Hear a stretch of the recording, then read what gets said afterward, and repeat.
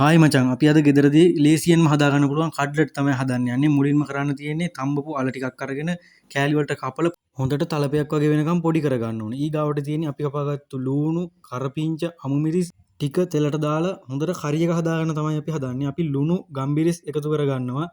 රතු මිරිසුත් එකතු කරගන්නවා. රතු මිරිස් එකතු කරගන්න අවශ්‍යම නැහැ. ඊළඟට මචං තම්බලා පොඩි කරගත්තු අල ටික එකතු කරගන්න තමයි තියෙන්නේ. ඒ ටික එකතු කරගත්තට පස්සේ අවසානට අපි එකතු කරගන්නවා සැමන් ටික දාලා අපි හොඳට කලවම් කරගන්න ඕන. මචං මේක ඔයාලට කියන්න ඕනේ කහ එකතු කරගන්න එපා.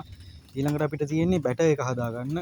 ලුණු පොඩ්ඩකුත් එකතු කරගන්නවා. බැටර් එක හදාගන්නකොට උකුවට තමයි හදාගන්න ඕන. මචං අපි හදාගත්ත බැටර් එකටවත් කහ එකතු කරගන්න අවශ්‍ය වෙන්නේ නැහැ. දැන් ඉතින් ගුලි හදාගන්නilla තමයි තියෙන්නේ. ලස්සනට හදාගන්න.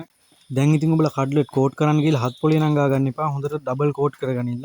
ඊළඟට ඉතින් රන්වන් පාට වෙනකම් මේ විදිහට බැද ගන්න ඕන. ඔබලට පේනවනේ කඩ්ලට් එක සුපිරියටම බැදිලා තියෙන්නේ. මාරම රසයි. ඉදිරියට වෙලා නිකන් ඉන්නකම මම try කරලා බලහලා සුපිරි. එහෙනම් මචං පරිස්සමෙන් ඉඳපල්ලා ඔක්කොම ඊළඟ වීඩියෝ එකෙන් හම්බෙමු.